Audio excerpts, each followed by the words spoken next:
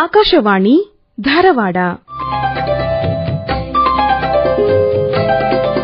ಕಾರ್ಯಕ್ರಮ ಸಾಹಿತ್ಯ ಸೌರಭ. ಕೇಳುಗರಿಗೆಲ್ಲ ನಮಸ್ಕಾರ. ಇಂದಿನ ಸಾಹಿತ್ಯ ಸೌರಭ ಕಾರ್ಯಕ್ರಮದಲ್ಲಿ ಕನ್ನಡ ಪ್ರಾಧ್ಯಾಪಕಿ ಹಾಗೂ ಲೇಖಕಿ ಡಾಕ್ಟರ್ ಮೈತ್ರಿಯಿಣಿ ಗದಿಗೆಪ್ಪ ಗೌಡರ್ ಅವರೊಂದಿಗೆ ಮಾತುಕತೆ ಕೇಳುತ್ತೀರಿ.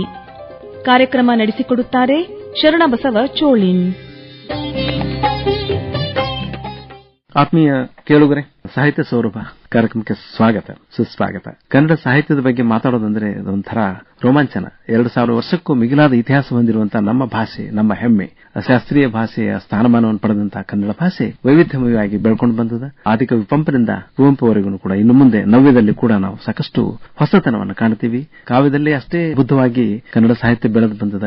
ಕಾದಂಬರಿ, ನಾಟಕ, ಮತ್ತೆ ಗದ್ಯ ಸಾಹಿತ್ಯ, ಮತ್ತೆ ವಿಶೇಷವಾಗಿ ಕಥೆಗಳು, ಎಲ್ಲ ಒಂದು ಸಾಹಿತ್ಯ ಪ್ರಕಾರಗಳನ್ನು ಕೂಡ ಕನ್ನಡ ಸಾಹಿತ್ಯದ ವೈಭವ ನಮ್ಮ ಕಣ್ಣೆದುರಿಗೆ ಬರ್ತದೆ. ಆ ನಿಟ್ಟಿನೊಳಗೆ ಒಂದು ಕನ್ನಡ ಸಾಹಿತ್ಯದ ಬಗ್ಗೆ ಒಂದು ಅಪರಿಮಿತ ಅಭಿಮಾನ, ಪ್ರೀತಿಯನ್ನು ಬೆಳೆಸುವ ನಿಟ್ಟಿನೊಳಗೆ ನಮ್ಮ ಈ ಕಾರ್ಯಕ್ರಮ ಸಾಹಿತ್ಯ ಸೌರಭ. ಇವತ್ತ ನಮ್ಮ ಜೊತೆಗಿದ್ದಾರೆ ಡಾಕ್ಟರ್ ಮೈತ್ರಿಯಿಣಿ ಗದಿಗೆಪ್ಪಗೌಡರ್ ಅವರು. ಡಾಕ್ಟರ್ ಮೈತ್ರಿಯಿಣಿ ಗದಿಗೆಪ್ಪಗೌಡರ್ ಅವರು ಕಿತ್ತೂರಾಣಿ ಚೆನ್ನಮ್ಮ ವಿಶ್ವವಿದ್ಯಾಲಯದ ಕನ್ನಡ ವಿಭಾಗದ ಪ್ರಾಧ್ಯಾಪಕರಾಗಿದ್ದಾರೆ. ಅವರನ್ನ ನಿಮ್ಮೆಲ್ಲರ ಪರವಾಗಿ ಸ್ವಾಗತ ಮಾಡಲಿಕ್ಕೆ ಬಹಳ ಸಂತೋಷ ಅನಿಸುತ್ತೆ. ಡಾಕ್ಟರ್ ಮೈತ್ರಿಯಿಣಿ ಗದಿಗೆಪ್ಪಗೌಡರ್ ಅವರೇ, ನಿಮಗೆ ಸ್ವಾಗತ, ಸುಸ್ವಾಗತ. ನಂತ ಧನ್ಯವಾದಗಳು ಸರ್. ತಾವು ರಾಷ್ಟ್ರೀಯ ಸೇವಾ ಯುವ ಪ್ರಶಸ್ತಿಯನ್ನು ಪಡ್ಕೊಂಡಂತವರು, ಮತ್ತೆ ಮಹಿಳಾ ಅಸ್ಮಿತೆಯಾಗಿ ಸಾಕಷ್ಟು ಕೆಲಸ ಮಾಡಿದಂತವರು, ಬಳಿಯ ಮಹಿಳಾ ವಿದ್ಯಾಪೀಠದ ಸ್ನಾತಕೋತ್ತರ ವಿಭಾಗದ ನಿರ್ದೇಶಕಿಯಾಗಿ ಮತ್ತೆ 3000 ಮಟ್ಟದ ಪದವಿ ವಿದ್ಯಾಲಯದೊಳಗೆ ಕನ್ನಡ ಪ್ರಾಧ್ಯಾಪಕರಾಗಿ ಕೂಡ ತಾವು ಸೇವೆ ಸಲ್ಲಿಸಿದಂತವರು. ಇದೀಗ 2010-11ರಿಂದ ರಾಣಿ ಚೆನ್ನಮ್ಮ ವಿಶ್ವವಿದ್ಯಾಲಯದೊಳಗೆ ತಾವು ಪ್ರಾಧ್ಯಾಪಕರಾಗಿ ಕೆಲಸ ಮಾಡ್ತಾ ಇದ್ದೀರಿ. ಪ್ರೊಫೆಸರ್ ಮಟ್ಟಿಹಾಳ್ ಅವರ ಶಿಷ್ಯ, ಅವರ ಅಧೀನದೊಳಗೆ PhD ಮಾಡಿದ್ದೀರಿ. ಅದು MD ಗೋಗೇರಿ ಅವರ ಜೀವನದ ಮೇಲೆ, ಸಮಗ್ರ ಸಾಹಿತ್ಯದ ಮೇಲೆ ಜನಪದ ಕವಿ ಅಂತಾನೆ ಜನಪ್ರಿಯರಾಗಿದ್ದಂತವರು ಮತ್ತು ಅಷ್ಟೇ ಆಪ್ಯಾಯಮಾನವಾಗಿ ಎಲ್ಲರಿಗೂ ಬೇಕಾದಂತಹ, ಅಂದ್ರೆ ಹಾಸ್ಯರತ್ನ ಅಂತಾನೂ ಕರಿಬಹುದು, ಅಂತಹ MD ಗೋಗೇರಿ ಅವರ ಮೇಲೆ ತಾವು PhD ಮಹಾಪ್ರಬಂಧವನ್ನು ಮಂಡಿಸಿದಿರಿ. ನಿಮಗೆ ಅಭಿನಂದನೆಗಳು. ಕನ್ನಡ ಸಾಹಿತ್ಯ ಒಂದು ಬೆಳೆದು ಬಂದ ಬಗ್ಗೆ ನಿಮಗೆ ಹೆಂಗ ಅನಿಸ್ತದೆ ಒಬ್ಬ ಸಾಹಿತ್ಯದ ವಿದ್ಯಾರ್ಥಿನಿಯಾಗಿ? ಸದ್ಯ ನಾನು ಕರ್ನಾಟಕ ಸಾಹಿತ್ಯ ಅಕಾಡೆಮಿಯ ಸದಸ್ಯೆಯಾಗಿ ನಾನು ಸೇವೆಯನ್ನು ಸಲ್ಲಿಸ್ತಾ ಇದ್ದೀನಿ ಸರ್. ಕನ್ನಡ ಸಾಹಿತ್ಯದ ಓದು ಬರಹಗಳು ಇಂದಿನ ನಮ್ಮ ಆಧುನಿಕತೆಯ ಜೀವನದ ಮೌಲ್ಯಗಳೊಳಗೆ ಹೇಗೆ ಬೆರೆತುಕೊಂಡಿದ್ದಾವೆ ಮತ್ತು ನಮ್ಮ ಓದು ಅಧ್ಯಯನಗಳು ಹೇಗೆ ಅಂತ ವಿಸ್ತೃತತೆಯನ್ನ ಇಂದಿನ ಓದುಗರಿಗೆ, ಇಂದಿನ ಸಾಹಿತ್ಯಾಭ್ಯಾಸಿಗಳಿಗೆ ಹೇಗೆ ತಲುಪಿಸ್ತಾ ಇದ್ದಾವೆ ಅನ್ನೋದನ್ನ ನಾವಿವತ್ತು ಪ್ರಥಮ ಆದ್ಯತೆಯಾಗಿ ನಾವದನ್ನ ಮರುದರ್ಶಿಸಬೇಕಾಗಿರ್ತಕ್ಕಂಥ ಹೊತ್ತಿನಲ್ಲಿ ನಾವಿದ್ದೀವಿ ಅಂತ ನಾನು ಭಾವಿಸ್ಕೊಳ್ತೀನಿ. ಇದರ ಜೊತೆಗೆ ಕನ್ನಡದ ಮೊದಲ ಉಪಲಬ್ಧ ಗ್ರಂಥವಾಗಿರ್ತಕ್ಕಂಥ ಕವಿರಾಜ ಮಾರ್ಗಕಾರನ ಒಂದು ಮಾತು ಸದಾ ನಮ್ಮೊಳಗೆ ಅನೇಕ ಮೌಲ್ಯಗಳನ್ನ, ಜೀವನ ಮೌಲ್ಯಗಳನ್ನ ಕಟ್ಟಿಕೊಡ್ತಕ್ಕಂಥದ್ದು.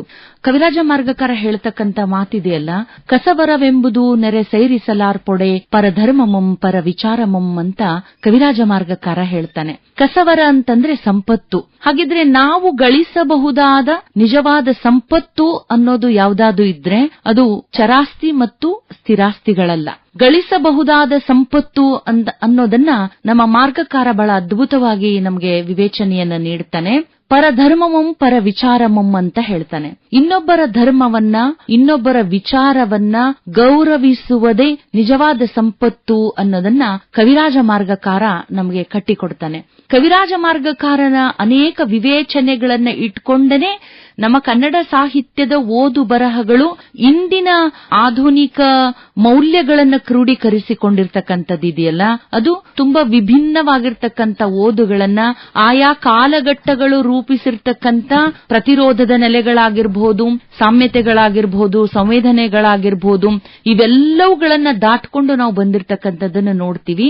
ಅದಕ್ಕೆ ನಮ್ಮ ಮಾರ್ಗಕಾರ ನಾಡವರ್ಗಳಂತ ಹೇಳಿ ನಮ್ಮನ್ನು ಕರೆದಿರ್ತಕ್ಕಂಥದ್ದು ಇದೇ ಕಾರಣಕ್ಕೆ. ತುಂಬಾ ಮುಖ್ಯವಾಗಿ ಜನಪದ ಭಾವಭಾಷೆಯಿಂದಲೇ ನಮ್ಮ ಸಾಹಿತ್ಯದ ಓದು. ಅದಕ್ಕೆ ಪುರಿತೋದದಿಯುಂ ಕಾವ್ಯ ಪ್ರಯೋಗ ಪರಿಣಿತ ಮತಿಗಳಂತ ಮಾರ್ಗಕಾರ ಹೇಳಿರ್ತಕ್ಕಂಥ ಬಹಳ ದೊಡ್ಡ ಒಂದು ಮಹೋನ್ನತವಾಗಿರ್ತಕ್ಕಂಥ ಒಂದು ವಿವೇಚನೆ ಅಂತಂದ್ರೆ, ಈ ನೆಲದ ಈ ಮಣ್ಣಿನ ತುಂಬಾ ಸಹಜವಾಗಿರ್ತಕ್ಕಂಥ ಗುಣ ಅಂತಂದ್ರೆ ಇಲ್ಲಿಯ ಪ್ರತಿಯೊಬ್ಬರು ಬಯಲು ಆಲಯದ ಪರಿಕಲ್ಪನೆಯಲ್ಲಿ ನಮ್ಮ ಜನಪದರು ತಮ್ಮದೇ ಆಗಿರ್ತಕ್ಕಂಥ ನೋವು ನಲಿವುಗಳನ್ನ, ಹಾಗೆ ತಮ್ಮ ಭಾವನೆಗಳನ್ನ ವ್ಯಕ್ತಪಡಿಸಿಕೊಂಡಿರ್ತಕ್ಕಂಥ ಒಂದು ಶ್ರೀಮಂತ ಸಂಸ್ಕೃತಿ ಇದೆಯಲ್ಲ, ಅದು ಕನ್ನಡ ಭಾಷೆಯ ಬಹಳ ದೊಡ್ಡ ಅಸ್ಮಿತೆ ಅನ್ನೋದನ್ನ ನಾವ್ ಯಾವಾಗ್ಲೂ ಕೂಡ ಮರೀಲಿಕ್ಕೆ ಸಾಧ್ಯ ಇಲ್ಲ. ಡಾಕ್ಟರ್ ಮೈತ್ರಿಯಿಣಿ ಗದಿಗೆಪ್ಪಗೌಡರವರೇ, ಅಂದ್ರೆ ಬಹಳ ಅದ್ಭುತವಾಗಿ ನೀವು ಕನ್ನಡ ಭಾಷಾ ವಿದ್ಯಾರ್ಥಿನಿಯಾಗಿ ನೀವು ಅಂದ್ರೆ ಅಭಿಮಾನದಿಂದ ನೀವು ಕನ್ನಡವನ್ನು ಅಪ್ಪಿಕೊಂಡ್ರಿ ಮತ್ತೆ ಅದರಲ್ಲಿ ಕೂಡ ಸಾಧನೆ ಮಾಡಿದ್ರಿ. ನಮ್ಮ ಮಹಿಳೆ ನಮ್ಮ ಹೆಮ್ಮೆ ನೀವು ತಮ್ಮ ಸಂಪಾದಿತ ಕೃತಿ ಕರ್ನಾಟಕ ರಾಜ್ಯ ಮಹಿಳಾ ವಿಶ್ವವಿದ್ಯಾಲಯದ ಪಠ್ಯಪುಸ್ತಕ ಆಗಿದೆ. ಅಭಿನಂದನೆಗಳು. ಇವತ್ತು ನೋಡ್ರಿ ಕನ್ನಡ ಸಾಹಿತ್ಯದ ಉಗಮ ಅಂದ್ರೆ ಕನ್ನಡದೊಳಗೆ ಭಾವಿಸಿದ ಜನಪದ ಅಂತ ಬರ್ತದೆ, ಕವಿರಾಜ ಮಾರ್ಗ. ಆಮೇಲೆ ಕನ್ನಡದ ತ್ರಿರತ್ನಗಳು ಪಂಪ ರನ್ನಪ್ಪ ನೋಡ್ರಿ, ರನ್ನನ ಗದಾಯುದ್ಧ ಹೇಗೆ ಎಷ್ಟು ಅದ್ಭುತವಾಗಿ ಅವರು ಕಟ್ಟಿಕೊಡ್ತಾರೆ. ಆಮೇಲೆ ಪಂಪನ ಆದಿಪುರಾಣ ಇರಬಹುದು, ಪಂಪ ಭಾರತ ಇರಬಹುದು, ಎಂಥ ಒಂದು ಕಾವ್ಯ ಅದರಲ್ಲಿ ಕಾಣುತ್ತದೆ. ಹಳೆಗನ್ನಡದ ಒಂದು ಸಾಹಿತ್ಯ ಮೊದಲು ಅದು ರಾಜಾಶ್ರಯದೊಳಗೆ ಇದ್ದಂಥದ್ದು, ಜೈನ ಸಾಹಿತ್ಯ ವಿಪುಲವಾಗಿ ಬೆಳೀತು. ಆ ಒಂದು ಹಳೆಗನ್ನಡ ಸಾಹಿತ್ಯ ಅಭಿವೃದ್ಧಿ ಏನಾಯ್ತಲ್ಲ, ನಮ್ಮ ರನ್ನನ ಒಂದು ಗದಾಯುದ್ಧನೂ ತಗೊಂಡು ಮುಧೋಳದ ಒಂದು ಪರಿಸರವನ್ನು ಕೂಡ ತಗೊಂಡು ಬಂದಿದ್ದಾರೆ. ಹೀಗೆ ಆ ಒಂದು ಪ್ರಾಚೀನ ಕನ್ನಡ ಸಾಹಿತ್ಯ ಹೇಗೆ ನಮಗೆ ಒಂದು ಮುನ್ನಡೆಯಾಗಿ ಒಂದು ಮಾರ್ಗದರ್ಶಿಯಾಗಿ ನಮ್ಗೆ ಸಹಕಾರಿಯಾಗಿದೆ. ಸರ್, ಈ ಕಾಲಘಟ್ಟದಲ್ಲೂ ನಿಂತ್ಕೊಂಡ್ರೆ ಪಂಪನನ್ನ ಮರು ಓದಿಗೆ ನಾವು ಒಳಪಡಿಸಿದ್ರೆ ಇಂದಿಗೂ ಪಂಪನ ಮೌಲ್ಯಗಳು ಆತ ನೀಡಿರ್ತಕ್ಕಂಥ 2 ಕೃತಿಗಳಿದೆಯಲ್ಲ ಕನ್ನಡ ಸಾರಸ್ವತ ಲೋಕಕ್ಕೆ, ನಾವ್ಯಾವುದನ್ನ ವಿಕ್ರಮಾರ್ಜುನ ವಿಜಯ ಪಂಪ ಭಾರತ ಅಂತ ಕರಿತೀವಿ, ಆದಿಪುರಾಣ, ಆ 2 ಮೌಲ್ಯಗಳು ಇಂದೂ ಕೂಡ ನಾವ್ಯಾವುದನ್ನ 21ನೇ ಶತಮಾನದ ಕಾಲಭಾಗವನ್ನ ನಾವು ದಾಟಿದೀವಿ. ಈಗ ಆಧುನಿಕೋತ್ತರದಲ್ಲಿದ್ದೀವಿ, ಜಾಗತೀಕರಣೋತ್ತರದ ಕಾಲಘಟ್ಟದಲ್ಲಿದ್ದೀವಿ. ಇವತ್ತಿಗೂ ಕೂಡ ಯುದ್ಧ ವಿರೋಧಿ ನೀತಿಗಳನ್ನ ನಾವ್ ಎಲ್ಲಿಂದ ಹುಡುಕ್ತೇವಿ ಕನ್ನಡ ಸಾಹಿತ್ಯದ, ಪ್ರಾಚೀನ ಕನ್ನಡ ಸಾಹಿತ್ಯದಲ್ಲಿ ಅಂತಂದ್ರೆ ನಮಗೆ ಸೋದರರೋಳ್ ಸೋದರಂ ಕಾದಿಸುವುದು ಅನ್ನುವ ನಮ್ಮ ಭರತ ಬಾಹುಬಲಿಯ ಪ್ರಸಂಗ ಇದೆಯಲ್ಲ, ಪಂಪ ಕಟ್ಟಿಕೊಟ್ಟಿರ್ತಕ್ಕಂಥ ಯುದ್ಧ ವಿರೋಧಿ ನೀತಿ ಇದೆಯಲ್ಲ, ಇವತ್ತಿಗೂ ಕೂಡ ಜಾಗತಿಕ ಸಾಹಿತ್ಯದಲ್ಲಿಯೇ ಕನ್ನಡ ಸಾಹಿತ್ಯಕ್ಕೆ ಒಂದು ತನಿ ಬೆಲೆಯನ್ನು ಒದಗಿಸಿಕೊಡಬಹುದಾಗಿರ್ತಕ್ಕಂಥ ಒಂದು ಕಾವ್ಯ, ಅದು ಮಹಾಕಾವ್ಯ ಅಂತಾನೆ ಕರ್ಕೊಳ್ತೀವಿ ನಾವದನ್ನ. ಕೇವಲ ಒಂದು ಲೌಕಿಕ ಮತ್ತು ಆಗಮಿಕ ಕಾವ್ಯವಾಗಿ ರಚನೆ ಮಾಡಿರ್ತಕ್ಕಂಥದ್ರ ಜೊತೆಗೆ ಪಂಪ ಆ ಕಾಲಘಟ್ಟದಲ್ಲಿರುವ ಮೌಲ್ಯಗಳನ್ನ, ಧರ್ಮದ ಮೌಲ್ಯಗಳನ್ನ ಮತ್ತು ರಾಜಕೀಯ ಮೌಲ್ಯಗಳನ್ನ, ಯಾಕಂದ್ರೆ ಪಂಪ ಕವಿಯೂ ಹೌದು ಕಲಿಯೂ ಹೌದು, ಇವೆರಡನ್ನು ಸಮಪಾತಾಳಿಯದಲ್ಲಿ ಆತ ತೂಗಿಸಿಕೊಂಡು ಬಂದಿರತಕ್ಕಂಥದ್ದನ್ನು ನೋಡಿದ್ರೆ ಪಂಪ ಭಾರತದಲ್ಲಿನೂ ಕೂಡ ಆತ ಪದೇ ಪದೇ ಹೇಳ್ತಕ್ಕಂಥ ಮಾತುಗಳಿದೆಯಲ್ಲ, ಕರ್ಣ ರಸಾಯನ ಮಲ್ತೆ ಭಾರತಂ ಅಂತ ಹೇಳ್ತಕ್ಕಂಥದ್ದಿದೆಯಲ್ಲ, ಅದು ಇಡೀ ಮಹಾಭಾರತದ ಸಾರ ಸರ್ವಸ್ವ ಏನಿದೆಯಲ್ಲ ಅದು ಮಾನವೀಯ ನೆಲೆಗಳನ್ನ ಒಳಗೊಳ್ಳಬೇಕು ಅನ್ನೋದನ್ನ ನಾವು ಹೇಳ್ತೀವಿ. ಇವತ್ತು ಜಗತ್ತಿನಲ್ಲಿ ಯುದ್ಧದ ಭಯ ಅಥವಾ ಅಂತಾರಾಷ್ಟ್ರೀಯ ಬಿಕ್ಕಟ್ಟುಗಳು ಇಂಥವುಗಳನ್ನೆಲ್ಲ ನಾವು ಸಾಮಾನ್ಯವಾಗಿ ಪ್ರಚಲಿತವಾಗಿ ನಾವು ನೋಡ್ತಿದ್ದೀವಿ.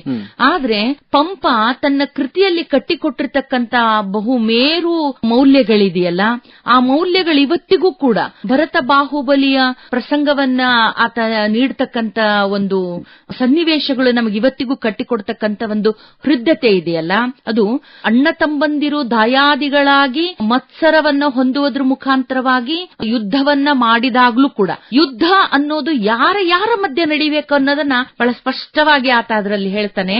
ಯುದ್ಧ ಜನರ ಮತ್ತು ಜನರ ನಡುವೆ ನಡೆಯೋದಲ್ಲ, ರಾಜ ಮತ್ತು ರಾಜನ ನಡುವೆ ನಡಿಬೇಕಾಗಿರ್ತಕ್ಕಂಥದ್ದು. ಅದಕ್ಕಾಗಿ ಆ ಪಂಪ ಯುದ್ಧದಲ್ಲಿ ನಡೆಯಬಹುದಾದ ಸಾವುಗಳನ್ನ ತಪ್ಪಿಸಲು ಜಲಯುದ್ಧ ಮಲ್ಲಯುದ್ಧ ಇವುಗಳನ್ನ ಆತ ಹೇಳ್ತಾನೆ. ಮೈತ್ರಿಣಿಯವರೇ ನೋಡ್ರಿ, ಆ ಜನಾಗಮನವನ್ನು ತರೋದಿದೆಯಲ್ಲ, ಆದ್ರೆ ಬಾಹುಬಲಿ ಇಷ್ಟೆಲ್ಲ ಮಾಡಿ ಎಲ್ಲ ಬಿಟ್ಕೊಟ್ಟು ತ್ಯಾಗ ಮಾಡಿ ಧ್ಯಾನ ಮಾಡಿದ್ರೆ ಅವನಿಗೆ ಮೋಕ್ಷ ಸಿಗ್ತಾ ಇಲ್ಲ. ಕಾರಣ ಏನು ಅಂತ ಗೊತ್ತಾದಾಗ, ನಾನು ಭರತನ ಭೂಮಿ ಒಳಗೆ ನಾ ಇದ್ದೀನಿ, ನನ್ನ ಜಾಗ ಯಾವುದೂ ಇಲ್ಲಲ್ಲ, ನಾನು ಧ್ಯಾನ ಮಾಡೋದು ಭರತನ ಭೂಮಿ ಅಂತಂದ ಅವನಿಗೆ ಅದು ಭರತನಿಗೆ ಜ್ಞಾನದ ಕಣ್ಣಾಗ ನೀರು ತಂದು ಕಾಲ್ ಮುಗಿದು ಬೇಡ್ತಾನೆ, ಇದು ನಿನ್ ಜಾಗ ಅಂತ ಹೇಳಿ. ಅವಾಗ ಆ ಬಾಹುಬಲಿ ಅಂದ್ರೆ ಮೋಕ್ಷ ಪ್ರಾಪ್ತ ಆಗ್ತದೆ.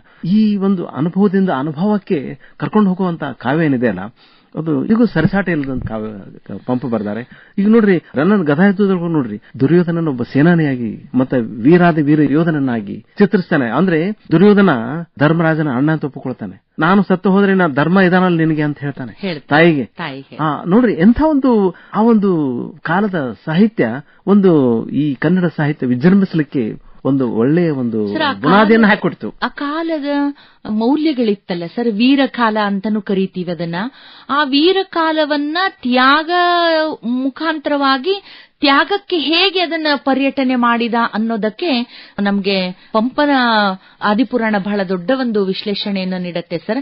ಯಾವಾಗ ಆತ ದೃಷ್ಟಿಯುದ್ಧದಲ್ಲಿ ಸೋಲ್ತಾನೆ, ಮಲ್ಲಯುದ್ಧದಲ್ಲಿ ಸೋತಾದ್ಮೇಲೆ ಅವನನ್ನ ಕೈ ಮೇಲೆ ಎತ್ತಿ ಅವನನ್ನ ಇನ್ನೇನು ಒಗಿಬೇಕು ಅಂತಕ್ಕಂಥ ಸಂದರ್ಭದಲ್ಲಿ ಭರತನನ್ನ ಬಾಹುಬಲಿ ಅವನಿಗೆ ಒಮ್ಮಿಂದೊಮ್ಮೆಗೆ ವೈರಾಗ್ಯ ಪ್ರಾಪ್ತಿಯಾಗತ್ತೆ, ಜ್ಞಾನೋದಯ ಆಗತ್ತೆ, ವೈರಾಗ್ಯ ಪ್ರಾಪ್ತಿಯಾಗತ್ತೆ.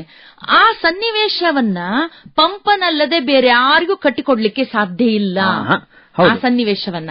ಅದರಲ್ಲಿ ಬರ್ತಕ್ಕಂಥ ಒಂದು ಮೌಲ್ಯ ಸನ್ನಿವೇಶ ಏನಿದೆ ಅಲ್ಲ ಸರ್, ಅದು ಅಣ್ಣನನ್ನ ನಾನು ಸೋಲಿಸಿ ಸಾಧಿಸಬೇಕಾದದ್ದೇನಿದೆ ಅಂತ ಹೇಳಿ ತನ್ನ ಅಶ್ರುಗಳಿಂದ ಭರತನ ಪಾದಗಳನ್ನ ತೊಳಿತಾನೆ. ಭರತನ ಪಾದಗಳನ್ನ ತೊಳಿತಕ್ಕಂಥದ್ದೇನು? ಅಲ್ಲಿ ಭರತ ತನ್ನ ಅಶ್ರುಗಳಿಂದ ಬಾಹುಬಲಿಯ ಪಾದವನ್ನು ತೊಳೆದೇನ್ ಹೇಳ್ತಾನೆ, ನಾನ್ ಗೆದ್ದಿರೋದೆಲ್ಲ ನಿನಗಪ್ಪ, ನಿನ್ನ ಪಾದಕ್ಕೆ ಅರ್ಪಿಸಿದೆ ಅಂತ ಹೇಳ್ತಾನೆ. ಆದ್ರೆ ಬಾಹುಬಲಿ ಅಷ್ಟರೊಳಗೇನೆ ತನ್ನ ತ್ಯಾಗ ಮೂರ್ತಿಯಾಗಿ ತಾನು ಮಾಡಿರ್ತಕ್ಕಂಥದ್ದು, ಅಣ್ಣನೊಂದಿಗೆ ಯುದ್ಧವನ್ನ ಕಾದಿರ್ತಕ್ಕಂಥದ್ದಿದೆಯಲ್ಲ, ಅದು ನಿಮಿತ್ತ ಮಾತ್ರ. ಅವನೊಳಗಿರುವ ಅಹಮ್ಮನ್ನ ಆತ ಏನ್ ಮಾಡ್ಬೇಕಾಗಿತ್ತು? ಕಳಿಸ್ಬೇಕಾಗಿತ್ತು. ಸನ್ನಿವೇಶ ಚಿತ್ರಿಸ್ತಕ್ಕಂಥದ್ದಿದೆಯಲ್ಲ ಪಂಪನಲ್ಲಿ, ಹೊಳ್ಳಿ ಬಾಹುಬಲಿಯ ಅಶ್ರುಗಳು ಭರತನ ತಲೆಯ ಮೇಲೆ ಬೀಳ್ತವೆ. ಹೊಳ್ಳಿ ಇದನ್ನ ಹೇಗೆ ಸನ್ನಿವೇಶವನ್ನ ನಮಗೆ ಪಂಪ ಕಟ್ಟಿಕೊಡ್ತಾನೆ ಅಂದ್ರೆ, ಭರತ ತನ್ನ ಕಣ್ಣೀರಿನಿಂದ ಪಾದ ತೊಳೆದು ಈ ಸಮಸ್ತ ರಾಜ್ಯವು ನಿನ್ನದೇ ಅಂತಂದ್ರೆ, ಮತ್ತೆ ಬಾಹುಬಲಿ ತನ್ನ ಕಣ್ಣೀರನ್ನ ಅವನ ತಲೆಯ ಮೇಲೆ ಸಹಜವಾಗಿ ಬೀಳೋದ್ರಿಂದ, ಇಲ್ಲಪ್ಪ ನೀ ನನಗೆ ಕೊಟ್ಟದ್ದನ್ನ ಹೊಳ್ಳಿ ನಿನಗ ಅಭಿಷೇಕ ಮಾಡಿ ನಿನಗ ವಾಪಸ್ ಕೊಟ್ಟಿದ್ದೀನಿ, ಇದು ನಿನ್ನದೇ ಮತ್ತೆ ಅಂತ ಹೇಳುವ ಮೌಲ್ಯ ಇದೆಯಲ್ಲ, ಈ ಕಾಲಘಟ್ಟದಲ್ಲಿ ನಿಂತ್ಕೊಂಡು ಪಂಪನನ್ನ ಮತ್ತೆ ಮತ್ತೆ ನಾವು ಮರುದರ್ಶಿಸುವ ಮತ್ತೆ ಮರು ವಿಶ್ಲೇಷಣೆಗೆ ಒಳಪಡುವುದಿದೆಯಲ್ಲ. ಯಾವ ಕಾಲಘಟ್ಟದಲ್ಲಿ ನಿಂತ್ಕೊಂಡು ಸಾಹಿತ್ಯದ 2000 ವರ್ಷದ ಕಾಲಘಟ್ಟವನ್ನ ದಾಟ್ಕೊಂಡು ನಾವು ಬಂದ್ರೂ ಕೂಡ ಪಂಪ ಮತ್ತೆ ಮತ್ತೆ ನಮಗೆ ಪ್ರಸ್ತುತನಾಗದ ಇದೇ ಕಾರಣದಿಂದ. ಬಹಳ ಸಂತೋಷ ಡಾಕ್ಟರ್ ಮೈತ್ರೇಯಣಿ ಗದಿಗೆಪ್ಪಗೌಡ್ರವ್ರೆ.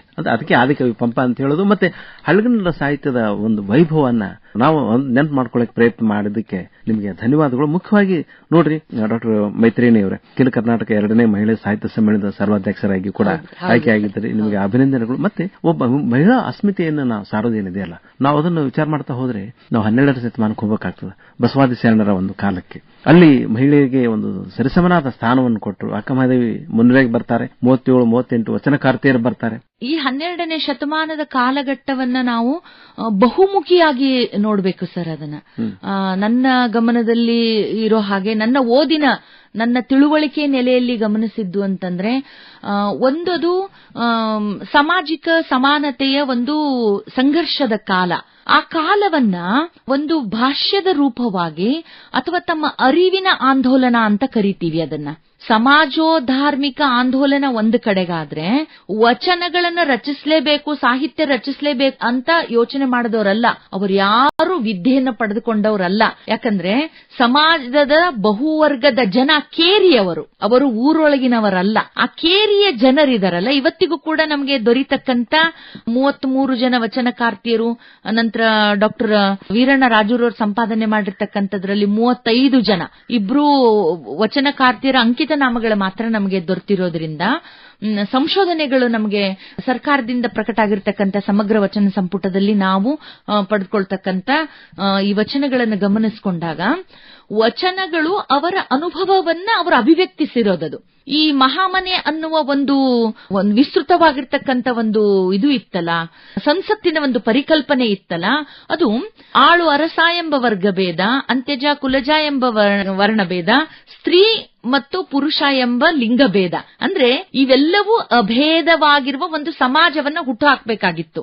ಆ ಸಂದರ್ಭದಲ್ಲಿ ಒಂದು ಚಿಂತನಾ ಗರಡಿ, ಅದು ಅನುಭವ ಮಂಟಪ ಅನ್ನೋದು ಒಂದು ಚಿಂತನಾ ಗರಡಿ. ಅವರೊಳಗೆ ತಲೆತಲಾಂತರಗಳಿಂದ ಹುದುಗಿರ್ತಕ್ಕಂಥ, ಅಂದ್ರೆ ನಮಗೆ ಗೊತ್ತಿರುವ ಹಾಗೆ ಯಾರು ಓದಬೇಕು, ಯಾರು ಓದಬಾರ್ದು, ಅಥವಾ ಯಾರು ಮಾತಾಡಬೇಕು, ಯಾರು ಮಾತಾಡಬಾರ್ದು ಅನ್ನುವ ಒಂದು ಕಾಲಘಟ್ಟದ ನಿರ್ಮಿತಿ ಇತ್ತಲ್ಲ, ಅದನ್ನ ಈ ಜಾತಿ ಅಸ್ಪೃಶ್ಯತೆಯ ಬಗ್ಗೆ ನಮಗೆ ಗೊತ್ತಿದೆ. ಅದರ ಜೊತೆಗೆ ವಚನ ಸಾಹಿತ್ಯ ಮಾಡಿರ್ತಕ್ಕಂಥ ಕೆಲಸ ಇದೆಯಲ್ಲ, ಜಾಗತಿಕ ಸಾಹಿತ್ಯದಲ್ಲಿನೇ ಬಹಳ ದೊಡ್ಡದಾಗಿರ್ತಕ್ಕಂಥ ಒಂದು ಮೌಲ್ಯವನ್ನ ಕಟ್ಟಿಕೊಟ್ಟಿರ್ತಕ್ಕಂಥದ್ದು ನಮ್ಮ ವಚನ ಸಾಹಿತ್ಯ. ಆ ವಚನ ಸಾಹಿತ್ಯದಲ್ಲಿ ಜನಸಾಮಾನ್ಯರು ಕೂಡ ಆ ಒಂದು ಅನುಭವದ ಒಂದು ಪರಿಚಯ ಮಾಡ್ಕೊಳ್ಳೋದೇನಿದೆಯಲ್ಲ ನೋಡ್ರಿ, ಬೆಟ್ಟದ ಮೇಲೊಂದು ಮನೆ ಅಕ್ಕ ಮಹಾದೇವಿ, ಎಷ್ಟು ಆ ಒಂದು ವಚನದೊಳಗೆ ಎಂಥ ಒಂದು ಅದ್ಭುತ ಅನುಭವ ಇದೆ ಅಲ್ಲ. ನೀವ್ ಹೆಂಗ್ ನೋಡ್ತೀರ ಅದನ್ನ? ಅಕ್ಕನ ವಚನ ಬಹಳ ಅದ್ಭುತವಾಗಿರ್ತಕ್ಕಂಥದ್ದೇನು ಅಂತಂದ್ರೆ, ಅಕ್ಕನ ಎಲ್ಲಾ ವಚನಗಳನ್ನ ನಾವು ಸ್ತ್ರೀವಾದಿ ನೆಲೆಯ ಕನ್ನಡದ ಪ್ರಥಮ ಸ್ತ್ರೀವಾದಿ ಅಂತ ಹೇಳಿ, ಅಥವಾ ಪ್ರಥಮ ಕವಿಯತ್ರಿ ಅಂತಾನು ಹೇಳಿ ನಾವು ನೋಡ್ತೀವಿ. ಆದ್ರೆ ಅಕ್ಕ ಹೇಳ್ತಕ್ಕಂಥ ಸೂಕ್ಷ್ಮತೆಗಳಿದೆಯಲ್ಲ, ಅದು ಈ ಕಾಲಘಟ್ಟಕ್ಕೂ ನಮ್ಮನ್ನು ಎಚ್ಚರಿಸ್ತಕ್ಕಂಥದ್ದು. ಆಕೆ ಬದುಕೇ ಒಂದು ಸಂದೇಶ ನಮಗೆ. ಅಕ್ಕ ಮಹಾದೇವಿಯ ಪ್ರತಿ ವಚನಗಳು ಆಕೆ ಅನುಸಂಧಾನಿಸಿದ್ದು ಪ್ರಕೃತಿಯೊಂದಿಗೆ. ಆಕೆ ಹೆಚ್ಚು ನಮಗೆ ವಿಶ್ಲೇಷಣೆಗಳನ್ನು ಕೊಡ್ತಕ್ಕಂಥದ್ದು ಕೂಡ ದೈನಂದಿನ ವಿಚಾರಗಳಿದ್ರೂ ಕೂಡ ಆಕೆ ಪರಸ್ಪರ ಮುಖಾಮುಖಿ ಆಗ್ತಕ್ಕಂಥದ್ದು ಹೆಚ್ಚು ಪ್ರಕೃತಿಯೊಂದಿಗಿನ. ಆ ಪ್ರಕೃತಿಯೊಳಗಿರ್ತಕ್ಕಂಥ ಒಂದು ಸಕಾರಾತ್ಮಕತೆ, ಯಾವುದನ್ನು ಕಾಸ್ಮಿಕ್ ಎನರ್ಜಿ ಅಂತ ಕರಿತೀವಲ್ಲ, ಯಾವುದನ್ನು ಈಗ ನಾವು ಜನ್ಜಿಗಳು ಅಂತ ಕರಿತೀವಿ, ಅವಳು ಹದಿಹರೆಯದ ವಯಸ್ಸಿನಲ್ಲಿಯೇ ಆಧ್ಯಾತ್ಮದ ಔನ್ನತ್ಯವನ್ನ, ಬಹಳ ದೊಡ್ಡ ಒಂದು ಘಟ್ಟವನ್ನ ದಾಟಿರ್ತಕ್ಕಂಥದ್ದು ಇದೆಯಲ್ಲ ಅಕ್ಕನದು. ಆಕೆಯ ಜ್ಞಾನ ಅನ್ನೋದೇ ಒಂದು ಪರಿಪಕ್ವತೆಯನ್ನ ಕಟ್ಟಿಕೊಡ್ತಕ್ಕಂಥದ್ದು. ಮನುಷ್ಯನ ಜೀವನದಲ್ಲಿ ಸಹಜ, ಎಲ್ಲ ಸುಖ ದುಃಖ ನೋವು ನಲಿವು ಇವೆಲ್ಲವೂ ತುಂಬಾ ಸಹಜವಾಗಿರ್ತಕ್ಕಂಥದ್ದು. ಆದ್ರೆ ಯಾವಾಗ ಮನುಷ್ಯನ ಒಳಗಡೆಯೇ ಒಂದು ಸಕಾರಾತ್ಮಕತೆಯ ಮನಸ್ಥಿತಿ ಇದೆಯಲ್ಲ, ಯಾಕಂದ್ರೆ ಅಕ್ಕ ಆ ಮಾತನ್ನು ಹೇಳಬೇಕು ಅನ್ನೋದಕ್ಕೂ ಒಂದು ಕಾರಣ ಇದೆ. ಅವಳು ಯೋಗಪಟು. ಅಕ್ಕನ ಯೋಗಾಂಗ ತ್ರಿವದಿಯಲ್ಲಿ ಅವಳ ಮನೋವೈಜ್ಞಾನಿಕ ವಿಶ್ಲೇಷಣೆಯನ್ನ ನಾವು ಅಭ್ಯಸಿಸಬೇಕು ಆ ದೃಷ್ಟಿಯಿಂದ. ಯಾಕಂದ್ರೆ ಅವಳು ಹುಟ್ಟಿರೋ ನಮ್ಮ ಪ್ರದೇಶ ಹೊಳ್ಳಿ, ಆಕೆ ಐಕ್ಯಳಾಗಿರ್ತಕ್ಕಂಥ ಕದಳಿ ಪ್ರದೇಶ ಇದೆಯಲ್ಲ, ಉಡುತಡಿಯಿಂದ ಕಲ್ಯಾಣದವರೆಗಿನ ಪಯಣ, ಕಲ್ಯಾಣದಿಂದ ಕದಳಿವರೆಗಿನ ಮ್ಯಾರಥಾನ್ ಇದೆಯಲ್ಲ, ಅವಳು ನಿರ್ಧರಿಸಿಕೊಂಡಿರ್ತಕ್ಕಂಥ ದಾರಿ, ಪ್ರಯಾಣದ ದಾರಿ, ಗಮ್ಯತೆ ಇದೆಯಲ್ಲ, ಅದು ಆತ್ಮವಿಶ್ವಾಸವನ್ನ ಹೆಣ್ಣು ಮಕ್ಕಳಲ್ಲಿ ಆಯಾ ಕಾಲಘಟ್ಟಗಳು ತಂದೊಡ್ಡುವ ಪ್ರತಿರೋಧವನ್ನು ಮೀರಿ ಹೇಗೆ ಒಂದು ಮನೋವಿಶ್ವಾಸವನ್ನ ಗಳಿಸಿಕೊಳ್ಬೇಕು ಅನ್ನೋದನ್ನ ಅಕ್ಕ ನಮಗೆ ಕಲಿಸಿಕೊಡ್ತಕ್ಕಂಥ. ನೋಡ್ರಿ, ಅಂದ್ರೆ ವಚನ ಕ್ರಾಂತಿ ಅದು ಖಂಡಿತವಾಗಿ ಒಂದು ದೊಡ್ಡ ಕ್ರಾಂತಿಯಾಗಿ ಇವೊಂದಿಗೂ ಕೂಡ ಅಂದ್ರೆ ಕನ್ನಡ ಸಾಹಿತ್ಯವನ್ನ ಜಾಗತಿಕ ಮಟ್ಟಕ್ಕೆ ತೆಗೆದುಕೊಂಡು ಹೋಗುವ ಮಟ್ಟಿಗೆ ಅದು ಪ್ರಬುದ್ಧವಾಗಿದೆ ಮತ್ತು ಅದು ಪ್ರಬಲವಾಗಿದೆ. ಸಾಕಷ್ಟು ಪ್ರಶಸ್ತಿಗಳು ತಮ್ಮನ್ನು ನೋಡ್ಕೊಂಡು ಬಂದದ. ಒಂದು ಸಂವೇದನೆಯನ್ನ ಹುಟ್ಟು ಹಾಕ್ಲಿಕ್ಕೆ ಸಾಕಷ್ಟು ಪ್ರಯತ್ನ ಮಾಡಿದಿರಿ, ನಿಮಗೆ ಅಭಿನಂದನೆಗಳನ್ನು ಸಲ್ಲಿಸ್ತಾ. ನೋಡ್ರಿ, ಈಗ ನೀವು ಆ ಒಂದು ಕಾಲಘಟ್ಟದೊಳಗೆ ನಾವು ವಿಚಾರ ಮಾಡಿದ್ವಿ. ವಚನ ಸಾಹಿತ್ಯದ ನಂತರ ದಾಸ ಸಾಹಿತ್ಯ ಬಂತು. ಅದರ ಪುರಂದರ ಶ್ರೇಷ್ಠ ದಾಸರೆಂದರೆ ಪುರಂದರ ದಾಸರು ಅಂತ ಹೇಳ್ತೀವಿ. ಆಮೇಲೆ ಅದರೊಳಗೆ ತಳ ಸಮುದಾಯದಿಂದ ಬಂದಂತ ಕನಕದಾಸರು ವಿಶಿಷ್ಟವಾದ ಸಾಧನೆಯನ್ನು ಮಾಡ್ತಾರೆ. 4 ಕಾವ್ಯಗಳನ್ನು ಬರೀತಾರೆ. ಮತ್ತು ಆ ಕೀರ್ತನೆಗಳಲ್ಲಿ ಎಂತ ಮೌಲ್ಯ ಇರ್ತದ ಅಂದ್ರೆ ನಿರ್ಭೀಡೆಯಿಂದ ಹೇಳುವಂತ, ಅಂದ್ರೆ ಈ ಶ್ರೇಷ್ಠ ವ್ಯಸನಿಗಳೇ ನೀವು ಯಾಕೆ ಈ ಅಜ್ಞಾನವನ್ನು ಪ್ರದರ್ಶನ ಮಾಡ್ತಾ ಇದ್ದೀರಿ, ನೀವು ಜ್ಞಾನಿಗಳಾಗಬೇಕಂತ ಹೊರಟಿದ್ದೀರಿ, ನಿಮ್ಮ ಅಜ್ಞಾನವನ್ನು ಇಲ್ಲಿ ಯಾಕೆ ಪ್ರದರ್ಶನ ಮಾಡ್ತೀರಾ ಅಂತ ನೇರವಾಗಿ ಕೇಳ್ತಾರ ಅವರು. ತಲ್ಲಣಿಸಿದ ಮನವೇ ಕಂಡ ತಾಳು ಮನವೇ, ಅಂದ್ರೆ ಇಷ್ಟು ಮನಸ್ಸು ಮಾಧವ ಇದ್ದಂಗ ಮನಸ್ಸನ್ನ ಯಾಕೆ ಹಾಳು ಮಾಡ್ಕೋತೀರಿ, ಹರಿಹರ ಅಂತ ಯಾಕೆ ಜಗಾಡ್ತೀರಿ, ಇಷ್ಟು ಅದ್ಭುತವಾಗಿ ಹೇಳ್ತಾರ ಅವರು. ಈಗ ಏನು ಆ ಒಂದು ಕನಕದಾಸರ ಕೊಡುಗೆ ಕನ್ನಡ ಸಾಹಿತ್ಯಕ್ಕೆ ತಾವು ಕಾಣ್ತೀರಿ? ಸರ್, ದಾಸ ಸಾಹಿತ್ಯದಲ್ಲಿಯ ಅಶ್ವಿನಿ ದೇವತೆಗಳು ಅಂತ ಹೇಳಿ ಕರೀತಕ್ಕಂತ ಒಂದು ಉಕ್ತಿನೇ ಇದೆ ಸರ್. ಅದು ಪುರಂದರ ಮತ್ತೆ ಕನಕದಾಸರು. ಕನಕದಾಸರ ಬಗ್ಗೆ ಈ ನೆಲದೊಳಗೆ ನಿಂತ್ಕೊಂಡು ಮಾತಾಡಬೇಕಾಗಿರೋದಿದೆಯಲ್ಲ, ಅದು ಬಹಳ ಮಹತ್ವ. ಧಾರವಾಡದ ಪರಿಸರದಲ್ಲಿ, ಈ ಭಾಗದಲ್ಲಿ, ಅಖಂಡ ಧಾರವಾಡ ಪ್ರದೇಶದ ಬಾಡ ಗ್ರಾಮದಲ್ಲಿ ಹುಟ್ಟಿರ್ತಕ್ಕಂಥ ಕನಕದಾಸರು ಕಾಗಿನೆಲೆಯ ಆದಿಕೇಶವನನ್ನ ತಮ್ಮ ಆರಾಧ್ಯ ದೈವವಾಗಿ ಇಟ್ಕೊಂಡಿರ್ತಕ್ಕಂಥದ್ದು ಇದೆಯಲ್ಲ, ಧಾರವಾಡದ ಪರಿಸರದ ಭಾಷೆ ಇದೆಯಲ್ಲ, ಅದು ತುಂಬಾ ಸರಳ ಮತ್ತು ಜನಪದ ಭಾವಭಾಷೆ. ಕನಕದಾಸರ ಕೀರ್ತನೆಗಳು ಯಾವುದೇ ವರ್ಗದ ವ್ಯಕ್ತಿ ಇರಲಿ ಬಹಳ ಸರಳವಾಗಿ ಅವುಗಳನ್ನ ಅರ್ಥೈಸಿಕೊಳ್ಳಬಹುದಾಗಿರ್ತಕ್ಕಂಥ ಸರಳ ಒಂದು ಶಬ್ದ ನಾನು ಬಳಸಲಿಕ್ಕೆ ಬಯಸ್ತೀನಿ. ಕನಕದಾಸರ ಕೀರ್ತನೆಗಳಲ್ಲಿ ಸಾನುಕ್ರೋಶತೆ ಇದೆ. ಸಾನುಕ್ರೋಶತೆ ಅಂತ ಕರಿತೀವಿ. ಆಕ್ರೋಶ ಇದೆ, ಅದು ಸಿಟ್ಟಿನ ಆಕ್ರೋಶ ಅಲ್ಲ. ಆ ಆಕ್ರೋಶ ಏನಂದ್ರೆ ಎಲ್ಲರಿಗೂ ಸ್ನೇಹಿತರಾಗೇ ಇದ್ರು ಅವರು. ಸಮಾಜವನ್ನ ಹೇಗೆ ನಾನು ಬದಲಾವಣೆಗೆ ಒಳಪಡಿಸಬೇಕು, ಧರ್ಮ ಜಾತಿ ವ್ಯಕ್ತಿ ಆಧಾರಿತವಾಗಿ ಒಬ್ಬ ನಾಯಕನಾಗಿ ಗುರುತಿಸಿಕೊಂಡು ಅವರು ವಿರೋಧಿಸಲಿಲ್ಲ, ವ್ಯವಸ್ಥೆಯನ್ನ ವಿರೋಧಿಸ್ತಕ್ಕಂಥದ್ದು. ಅವರ ರಾಮಧಾನ್ಯ ಚರಿತೆ ಇದೆಯಲ್ಲ, ಬಹಳ ಅದ್ಭುತವಾಗಿ ಭತ್ತ ಮತ್ತು ರಾಗಿ, ಯಾವುದೇ ವ್ಯಕ್ತಿಯನ್ನ ಕುರಿತು ಅವರು ಮಾತಾಡ್ಲಿಲ್ಲ. ಅಲ್ಲಿ ಆ ವೈರುಧ್ಯತೆಗಳನ್ನು ಹೇಳಬೇಕಿದೆಯಲ್ಲ, ಸಮಾಜವನ್ನ ಮುನ್ನಡೆಸಬಹುದಾದ ಮೌಲ್ಯಗಳು ಬೇರೆ, ಸಮಾಜದ ಹಿಮ್ಮುಖ ಚಲನೆಗೆ ನಮಗೆ ತೆಗೆದುಕೊಂಡು ಹೋಗ್ತಕ್ಕಂತ ವಿಚಾರಗಳು ಬೇರೆ. ಆ ಪ್ರತಿರೋಧವನ್ನ ಎಷ್ಟು ಅದ್ಭುತವಾಗಿ ಭತ್ತ ಮತ್ತು ರಾಗಿ ಜೊತೆಗೆ ಕಟ್ಟಿಕೊಡ್ತಕ್ಕಂಥ, ಇವತ್ತಿಗೂ ಕನ್ನಡ ಸಾಹಿತ್ಯವನ್ನ ವಿಶ್ವ ಸಾಹಿತ್ಯದ ಜೊತೆಗೆ ನಮ್ಗೆ ಒಂದು ತೂಕದಲ್ಲಿ ನಿಲ್ಲಿಸ್ತಕ್ಕಂಥದ್ದು ಕನಕದಾಸರ ಕೀರ್ತನೆಗಳು. ಅವರ ಮುಂಡಿಗೆಗಳು ಅಷ್ಟೇ ಪ್ರಭಾವಿತವಾಗಿವೆ. ನೋಡ್ರಿ, ಅವರು ಭಕ್ತಿಗೆ ಎಂತ ಹೆಸರುವಾಸಿ.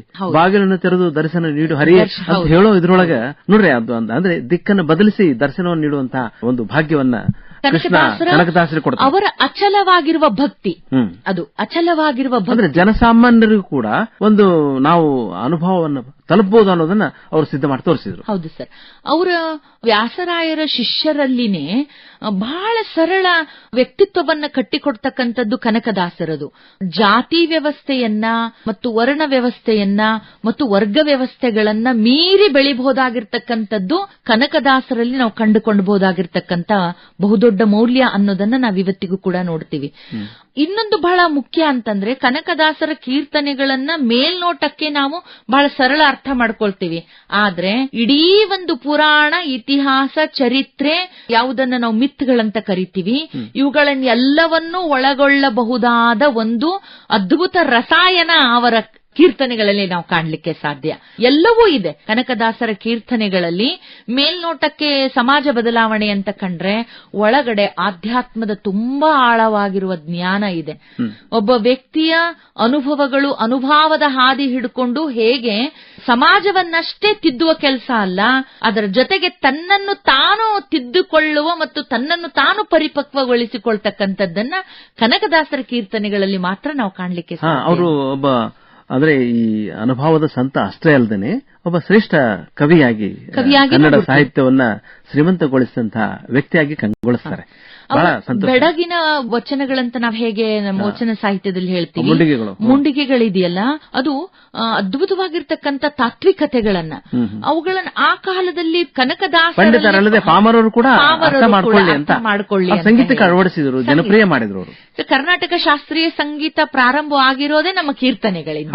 ಇದು ಕೂಡ ನಮ್ಮ ಕೀರ್ತನೆ ಸಾಹಿತ್ಯಕ್ಕೆ ಸಲ್ತಕ್ಕಂಥ. ಡಾಕ್ಟರ್ ಮೈತ್ರಿಣಿಯವರೇ ನೋಡ್ರಿ, ಅದ್ಭುತವಾಗಿ ಮಾತಾಡ್ತಾ ಇದ್ರು. ಕನ್ನಡ ಸಾಹಿತ್ಯದ ಮಾತಾಡ್ತಾ ಹೋದ್ರೆ ಅದಕ್ಕೆ ನಮಗೆ ಕನ್ನಡ ಸಾಹಿತ್ಯ ಅಂದ್ರೆ ಎಂದೂ ಮುಗಿಯದ ಕಥೆ, ಅದ್ಭುತವಾಗಿ ನಮಗೆ ಅಷ್ಟು ಸಂತಸವನ್ನು ನೀಡುತ್ತದೆ. ಈ ನವೋದಯ ಕಾಲಕ್ಕೆ ಬಂದ್ರೆ ನೋಡ್ರಿ, ನಮ್ಮ ಕರ್ನಾಟಕ ವಿಶ್ವವಿದ್ಯಾಲಯ, ನೀವು ಅಲ್ಲಿ ಓದಿದ್ರಿ ಅಂದ್ರೆ 4 ಜ್ಞಾನಪೀಠ ಪ್ರಶಸ್ತಿಗಳ ಒಂದು ಒಡೆಯ ಕರ್ನಾಟಕ ವಿಶ್ವವಿದ್ಯಾಲಯ. ನಮ್ಮ ರಸಋಷಿ ಬೇಂದ್ರೆ ಅಂದ್ರೆ ಕುವೆಂಪು ಅಂದ್ರೆ ಇಷ್ಟು ನಮಗೆ ಆನಂದವನ್ನು ನೀಡ್ತಾರೆ. ವಿಕ್ರು ಗೋಕಾಕ್ ಅವರು, ಚಂದ್ರಶೇಖರ್ ಕಂಬಾರ್ ಅವರು, ಆಮೇಲೆ ಮುಖ್ಯವಾಗಿ ಅಲ್ಲಿ ಅಂದ್ರೆ ಇವ್ರದ್ದು ಮಹಾಕಾವ್ಯ ವಿಚಾರ ಮಾಡಿದ್ರೆ ಭಾರತ ಸುಂದರಸ್ಮಿ ಬರ್ದಾರಲ್ಲ ಇವರು ವಿಕ್ರು ಗೋಕಾಕ್ ಅವರು, ಮತ್ತೆ ಕುವೆಂಪು ಅವರದ್ದು ರಾಮಾಯಣ ದರ್ಶನಂ ಅಂದ್ರೆ ನಿರ್ಲಕ್ಷಿತ ಪಾತ್ರಗಳನ್ನ ಮೇಲೆತ್ತಿದ್ದಾರೆ. ಮತ್ತೆ ಸಖಿಗೀತ, ಸತಿಪತಿಗಳಲ್ಲೊಂದಾದ ಭಕ್ತಿ ಅಂತೇಳಿ ಅಷ್ಟು ಚಂದ ತಮ್ಮ ಸತಿಯೊಡನೆ ಮಾತಾಡುವಂತಹ ಒಂದು ಅದು ಅಂದ್ರೆ ಎಂಥ ಒಂದು ಉನ್ನತ ಸಾಹಿತ್ಯ ನವೋದಯ ಕಾಲದಲ್ಲಿ ಬಂದದೆ. ಸಾಕಷ್ಟು ಕಾವ್ಯ ಮೀಮಾಂಸೆ ಆಗ್ಯದ, ಮತ್ತೆ ಒಂದು ಸಾಹಿತ್ಯದ ವಿಮರ್ಶೆ ಆಗ್ಯದ. ಏನು ತಾವು ಯಾವ ರೀತಿಯಿಂದ ಅದನ್ನ ನೋಡ್ತೀರಿ? ಮಹಿಳಾ ಸಾಧಕರ ಬಗ್ಗೆ ತಾವೇನು ಹೇಳ್ತೀರಾ ಅಲ್ಲಿ ನವೋದಯದೊಳಗೆ? ಸರ್, ನವೋದಯ ಕಾಲಘಟ್ಟದಲ್ಲಿ ಹೆಚ್ಚು ಆ ಕಾಲಘಟ್ಟದ ಪ್ರಭಾವ ಏನಿದೆಯಲ್ಲ ಅದು ನಮಗೆ ಪಾಶ್ಚಾತ್ಯರ ಇಂಗ್ಲಿಷ್ ಸಾಹಿತ್ಯದ ಪ್ರಭಾವದಿಂದ ಬಂತು ಅನ್ನೋದನ್ನ ನಮ್ಮ BMC ಅವರ ಇಂಗ್ಲಿಷ್ ಗೀತೆಗಳಿಂದ ನಾವು ಪ್ರಾರಂಭ ಮಾಡ್ಕೊಂಡ್ವಿ. ತದನಂತರದಲ್ಲಿ ಆ ಕಾಲಘಟ್ಟದ ಹೆಚ್ಚು ಒಂದು ಪ್ರಭಾವ ನಮ್ಮ ಕವಿಗಳಲ್ಲಿ ರಾಷ್ಟ್ರೀಯತೆಯ ಪರಿಕಲ್ಪನೆ ಹೆಚ್ಚಿತ್ತು. ನಮ್ಮ ಪಂಪನನ್ನ ಕಳ್ಳೆನೂ ಕೂಡ ರಾಷ್ಟ್ರೀಯತೆ ಪರಿಕಲ್ಪನೆ ಇತ್ತು. ಅಥವಾ ಒಂದು ಮಾತನ್ನು ಹೇಳ್ತಾನೆ, ನೆನೆವುದೆನ್ನ ಮನಂ ಬನವಾಸಿ ದೇಶಮಂ ಅಂತ ಹೇಳ್ತಾನೆ ನಮ್ಮ ಪಂಪ. ಬನವಾಸಿ ಒಂದು ಪುಟ್ಟ ಊರದು, ಒಂದು ಗ್ರಾಮ, ಅದು ಅದನ್ನ ದೇಶ ಅಂತ ಹೇಳತಕ್ಕಂತ ಪಂಪನ ಮನೋಭಾವಕ್ಕೂ ಕೂಡ ನಮ್ಮ ಕುವೆಂಪುರವರ ಕಾಲಘಟ್ಟದ ನಮ್ಮ ನಡೆಮುಂದೆ ನುಗ್ಗಿ ನಡೆಮುಂದೆ ಅಂತ ಹೇಳತಕ್ಕಂತ ಸ್ವಾತಂತ್ರ್ಯವನ್ನ ಪಡೆದುಕೊಳ್ಳಬಹುದಾದ ಒಂದು ಹೋರಾಟದ ಪರಿಕಲ್ಪನೆಗಳು ಇದೆಯಲ್ಲ, ಅದು ನವೋದಯ ಸಾಹಿತ್ಯವನ್ನ ನಮಗೆ ಕಟ್ಟಿಕೊಡ್ತಕ್ಕಂಥದ್ದೇ ಆಗ ರಾಷ್ಟ್ರೀಯತೆಯ ಪರಿಕಲ್ಪನೆಯ ಒಳಗಡೆನೆ. ಅದ್ರ ಜೊತೆಗೆ ಆ ಕಾಲಘಟ್ಟದಲ್ಲಿಯ ಜೀವನ ಮೌಲ್ಯಗಳಿತ್ತಲ್ಲ, ಅದು ಕೂಡ ಸಾಹಿತ್ಯದ ಒಂದು ಭಾಗವಾಗಿ ಕಂಡರಿಸತಕ್ಕಂಥದ್ದನ್ನ ನಾವು ನೋಡ್ತೀವಿ. ಒಂದು ಅದ್ಭುತವಾಗಿರ್ತಕ್ಕಂಥ ವಿಶ್ವಾಮಿತ್ರನ ಪಯಣ, ನಮ್ಮ ಭಾರತದ ಸಿಂಧು ರಶ್ಮಿ, ಇಡೀ ಒಂದು ಕೃತಿಯನ್ನ ಕಾವ್ಯವನ್ನ ಜ್ಞಾನಪೀಠ ಪ್ರಶಸ್ತಿ ಕೃತಿಯನ್ನು ಓದ್ತಾ ಇರುವಾಗ ಅದು ಮೇಲ್ನೋಟಕ್ಕೆ ನಮಗದು ಏನೋ ಒಂದು ಸುದೀರ್ಘವಾಗಿರ್ತಕ್ಕಂಥದ್ದು ಅಂತ ಅನ್ಸಿದ್ರೆ, ಆದ್ರೆ ಇಡೀ ಭಾರತದ ಪೂರ್ವ ಕಾಲದ ಇತಿಹಾಸವನ್ನ ಹಿಡ್ಕೊಂಡು ವಿಶ್ವಾಮಿತ್ರನ ಬಹಳ ದೊಡ್ಡ ಒಂದು ಇದು ಇದೆಯಲ್ಲ, ಪಯಣ ಇದೆಯಲ್ಲ, ಅದನ್ನು ಕಟ್ಟಿಕೊಡ್ತಕ್ಕಂಥದ್ದು ಇದೆಯಲ್ಲ, ಬಹಳ ಅದ್ಭುತವಾಗಿರ್ತಕ್ಕಂಥ ಒಂದು ಕೃತಿಯಾಗಿ ನಾವು ಅದನ್ನು ಕಾಣ್ತೀವಿ. ಹಾಗೇನೆ ಬೇಂದ್ರೆಯವರ ಕೇವಲ 4 ತಂತಿ ಮಾತ್ರ ಅಲ್ಲ, ಒಂದು ದಾಂಪತ್ಯವನ್ನು ಕೂಡ ಅಷ್ಟು ಅದ್ಭುತವಾಗಿ ಲಾಲಿತ್ಯದಿಂದ ಹೇಳಬಹುದಾಗಿದೆ ಯಾವ್ದಾದ್ರೂ ಕವಿ ಇದ್ರೆ ಅದು ಬೇಂದ್ರೆ. ಇವತ್ತಿಗೂ ಈ ನೆಲದಲ್ಲಿ ನಾವು ನಿಂತ್ಕೊಂಡ್ರು ಬೇಂದ್ರೆ ಅಜ್ಜನ್ ಬಿಟ್ರೆ ಮತ್ತೇನೂ ಇಲ್ಲ. ಇವತ್ತಿಗೂ ನಮ್ಮೊಳಗೆ ಒಂದು ಅಘೋಷಿತವಾಗಿರುವ ಒಂದು ಪ್ರಜ್ಞೆ, ಈ ನೆಲದ ಪ್ರಜ್ಞೆ ನಮಗೆ ಬೇಂದ್ರೆ ಅಜ್ಜ. ಬೇಂದ್ರೆ ಅಜ್ಜನೊಳಗೆ ನಾವು ಕವಿತ್ವವನ್ನ, ಕಾವ್ಯವನ್ನ, ಅವಧೂತ ಪ್ರಜ್ಞೆಯನ್ನ ಇವೆಲ್ಲವನ್ನು ಖಂಡರಿಸಿಕೊಳ್ಳಿಕ್ಕೆ ಸಾಹಿತ್ಯದಲ್ಲಿ ತಪಸ್ಸು ಮಾಡಿದವರು ಬೇಂದ್ರೆ. ತಪಸ್ಸು ಅದು ಕವಿ ತಪಸ್ಸು ಅಂತಾನೆ ಅಜ್ಜ ಹೇಳ್ತಾರೆ, ರಸ ಋಷಿ ಅಂತಾನೆ ಹೇಳ್ತಾರ. ಅಜ್ಜನ ಒಂದೊಂದು ಮಾತಿದೆಯಲ್ಲ, ಈಗ್ಲೂ ಕೂಡ ಬೇಂದ್ರೆ ಅಜ್ಜನ ಮಾತು ನಾದಾನ ನಾದಬೇಕು ಅಂತ ಹೇಳ್ತಕ್ಕಂಥದ್ದಿದೆಯಮ್ಮ. ಇವತ್ ಬೇಂದ್ರೆಯವರ ಒಂದೊಂದು ಶಬ್ದಗಳು ಕೂಡ ನಮಗೆ ಕಟ್ಟಿಕೊಡ್ತಕ್ಕಂತ ಒಂದು ಗಟ್ಟಿತನ ಇದೆಯಲ್ಲ, ಅದು ಕಾವ್ಯಕ್ಕೆ 100 ಮಾರ್ಗಗಳಿದೆ. ಕಾವ್ಯ 100 ಇರಬಹುದು, ಆದ್ರೆ ಕಾವ್ಯವನ್ನು ನೂಲೋದು ಹೆಂಗಂತ ನಾವು ಬೇಂದ್ರೆ ಅಜ್ಜ ಕಲಿಸ್ತಾರೆ. ಅದು ಅಂದ್ರೆ ನವೋದಯ ಕಾಲ ಏನಿದೆಯಲ್ಲ, ಅದು ಒಂದು ಸಂಭ್ರಮದ ಕಾಲ. ನಮ್ಮ ಕನ್ನಡ ಸಾಹಿತ್ಯ ಅತ್ಯಂತ ವಿಜೃಂಭಣೆಯಿಂದ ಬೆಳಗಿದಂತ ಕಾಲ. ಈಗ ನೋಡಿದ್ರೆ ನಮ್ಗೆ ಸಾಕಷ್ಟು ತೊಂದರೆಗಳು, ಯಾಕಂದ್ರೆ ಈಗ ನವ ಪೀಳಿಗೆ 90ರಿಂದ ಈಚೆ ಅತ್ಯುತ್ತಮವಾದ ಸಾಹಿತ್ಯ ನವ್ಯದರೊಳಗೆ ನಮಗೆ ಬಹಳ ಅಂದ್ರೆ ಅಂತೂ ಗಮನಾರ್ಹವಾಗಿ ಬೆಳೆದು ಬರ್ತಾ ಇಲ್ಲ. ಅದು ಒಂದು ನಮಗೆ ಕೊರಗಿದೆ ನೋಡ್ರಿ. ಆ ಒಂದು ಕಾಲದೊಳಗೆ ತಾವು ಬಂದಿರಿ, ತಾವು ಕೂಡ ಸಾಧನೆ ಮಾಡಿದಿರಿ ನೋಡಿ. ತಮಗೆ ವಿಶೇಷವಾಗಿ ವಾಹಿನಿಗಳಲ್ಲಿ ತಾವು ಸಕ್ರಿಯರಾಗಿದ್ದೀರಿ. ಆಮೇಲೆ ಅದೇ ಪತ್ರಿಕೆ ಮತ್ತು ಡಿಜಿಟಲ್ ಮಾಧ್ಯಮಗಳಲ್ಲಿ ಕೂಡ ತಾವು ಸಕ್ರಿಯರಾಗಿದ್ದೀರಿ. ಮತ್ತೆ ಲೇಖಕರ ಸಂಘದ ಲೇಖಕರ ಸಂಘದೊಳಗೆ ಬೆಳಗಾವಿಗಳು ಕೂಡ ತಾವು ಅಂದ್ರೆ ಇದಿರಿ ನೋಡ್ರಿ. ಕನ್ನಡ ಸಾಹಿತ್ಯದ ಪ್ರಾಧ್ಯಾಪಕರಾಗಿ, ಕನ್ನಡ ಸಾಹಿತ್ಯದ ವಿದ್ಯಾರ್ಥಿನಿಯಾಗಿ ಹೇಗೆ ಈ ಒಂದು ಸಾಹಿತ್ಯವನ್ನ ನೀವು ಆನಂದ ಪಟ್ಟಿರಿ, ಮುಂದಿನ ಪೀಳಿಗೆಯವರು ಯಾಕೆ ಈ ಒಂದು ಕನ್ನಡ ಸಾಹಿತ್ಯವನ್ನ ನಾವು ಆಸ್ವಾದಿಸಬೇಕು, ಅದಕ್ಕೆ ನಾವು ಶರಣಾಗಿ ನಮ್ಮ ಮಾತೃಭಾಷೆಯೊಳಗೆ ನಾವು ಒಂದು ಆಸಕ್ತಿಯನ್ನ ಒಂದು ಬೆಳೆಸಿಕೊಂಡು ಸಂಸ್ಕೃತಿಯನ್ನ ಮೆರಲಿಕ್ಕೆ ಸಾಧ್ಯ ಆದ್ರೆ ಹೇಗೆ ನಮ್ಮ ಔನ್ನತೀಕರಣಕ್ಕೆ ಸಹಕಾರಿ ಆಗ್ತದೆ. ಕೊನೆಯದಾಗ ಒಂದೆರಡು ಮಾತು. ಹೌದು ಸರ್, ಕನ್ನಡ ಸಾಹಿತ್ಯದ ಓದು ಬರಹಗಳು ನಮಗೆ ಕಟ್ಟಿಕೊಡ್ತಕ್ಕಂತ ಒಂದು ಆತ್ಮವಿಶ್ವಾಸ ಇದೆಯಲ್ಲ ಸರ್, ಅದು ಜೀವನೋತ್ಸಾಹ ಇದೆಯಲ್ಲ. ಕೇವಲ ಅನ್ನದ ಭಾಷೆಯಾಗಿ ನಾನು ಹೊಟ್ಟೆಪಾಡಿಗಾಗಿ ಒಂದು ಶಿಕ್ಷಣವನ್ನು ಪಡ್ಕೊಂಡು ಕನ್ನಡದ ಅನ್ನದ ಭಾಷೆ ಆಗಬೇಕು ಅನ್ನೋ ಕೂಗಿದೆ ನಮ್ಗೀಗ. ಆದ್ರೆ ಎಲ್ಲದಕ್ಕಿಂತ ಬಹಳ ಮುಖ್ಯ ನನಗನ್ನಿಸ್ತಕ್ಕಂಥದ್ದು ಕನ್ನಡದ ಓದು ನಮ್ಮೊಳಗೆ ಒಂದು ಆತ್ಮವಿಶ್ವಾಸವನ್ನ ಕಟ್ಟಿಕೊಡ್ತಕ್ಕಂಥದ್ದು.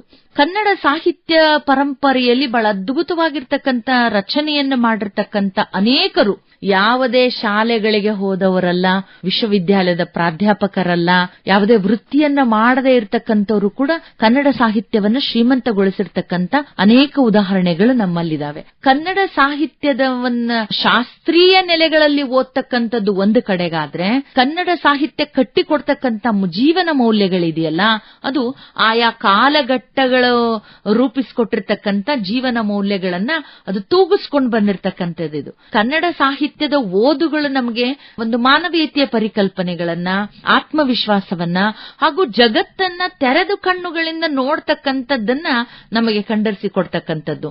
ನಾನು PhD ಮಾಡಿರ್ತಕ್ಕಂಥ MD ಗೋಗೇರಿಯವರ ಒಂದು ಪದ್ಯವನ್ನ ನಾನು ಆಗಾಗ್ಲೇ ಹೇಳ್ತಾ ಇರ್ತೀನಿ. ಸತ್ಯ ಸಮತೆಯ ಪಥಕ್ಕೆ ಯಾವ ದೇವನು ಇಹನು, ಸತ್ಯ ಸಮತೆಯ ದಾಟಿ ಧರ್ಮವಿಹುದೆ, ದೇವ ಮಂದಿರಕ್ಕಿಂತ ಕಡಿಮೆಯಹುದೇ, ದೇವ ಮಂದಿರಕ್ಕಿಂತ ಕಡಿಮೆಯಹುದೇ ಅಂತ ಕವಿ ಬೇಂದ್ರೆ ಅವರು, ಕವಿ ನಮ್ ಗೋಗೇರಿ ಅವರು ಹೇಳ್ತಾರೆ. ಕನ್ನಡ ಸಾಹಿತ್ಯದೊಳಗ ಏನು ಈ ನಮ್ಮ ಮಹಾಕಾವ್ಯಗಳು, ಮಹಾಭಾರತ ಆಗಿರ್ಬೋದು, ರಾಮಾಯಣ ಆಗಿರ್ಬೋದು, ನಮ್ಮ ಜನಪದರಿಂದ ಹಿಡಿದು ವಿದ್ವಾಂಸರ ಅವರನ್ನು ಕೂಡ ಅಂದ್ರೆ ನಮ್ಮ ಕನ್ನಡ ಸಾಹಿತ್ಯ ಬೆಳೆಸಲಿಕ್ಕೆ ಅವು ಬಹಳ ಮೂಲ ಪ್ರೇರಣೆ ಆಗ್ಯಾವು. ಮತ್ತೆ ತಾವು ಇಲ್ಲಿವರೆಗೆ ಕನ್ನಡ ಸಾಹಿತ್ಯದ ಓಗುವನ್ನ ಅದ್ಭುತವಾಗಿ ಕಟ್ಟಿಕೊಡ್ಲಿಕ್ಕೆ ಪ್ರಯತ್ನ ಮಾಡಿದಿರಿ. ಮತ್ತೆ ವಿಶೇಷವಾಗಿ ತಮ್ಮ ಅನುಭವದ ಹಿನ್ನೆಲೆಯೊಳಗ ಒಬ್ಬ ಮಹಿಳಾ ಅಸ್ಮಿತೆಯಾಗಿ, ಒಬ್ಬ ಮಹಿಳಾ ಲೇಖಕಿಯಾಗಿ, ಸಂಪಾದಕಿಯಾಗಿ, ಮತ್ತೆ ಒಬ್ಬ ಪ್ರಾಧ್ಯಾಪಕಿಯಾಗಿ ಅದ್ಭುತವಾಗಿ ಕನ್ನಡ ಸಾಹಿತ್ಯಕ್ಕೆ ತಾವು ಕೊಡುಗೆ ನೀಡುತ್ತಾ ಇದ್ದೀರಿ. ತಮ್ಮ ಈ ಒಂದು ಕಾಯಕ ನಿರಂತರವಾಗಿರಲಿ, ಮತ್ತೆ ಸಾಕಷ್ಟು ಜನರನ್ನು ತಾವು ಮುಟ್ರಿ ಅಂತ ಹೇಳ್ತಾ ಇಲ್ಲಿ ತನಕ ನಮ್ಮ ಸಾಹಿತ್ಯ ಕಾರ್ಯಕ್ರಮದೊಳಗೆ ವಿಶೇಷವಾಗಿ ಸಾಹಿತ್ಯ ಸೌರಭ ಅದ್ಭುತವಾಗಿ ನೀವು ಮಾತಾಡಿದಿರಿ. ನಮ್ಮೆಲ್ಲ ಆತ್ಮೀಯ ಕೇಳುಗರ ಪರವಾಗಿ ನಿಮಗೆ ಹೃತ್ಪೂರ್ವಕ ಅಭಿನಂದನೆಗಳು, ಧನ್ಯವಾದಗಳು, ನಮಸ್ಕಾರ. ಧನ್ಯವಾದಗಳು ಸರ್.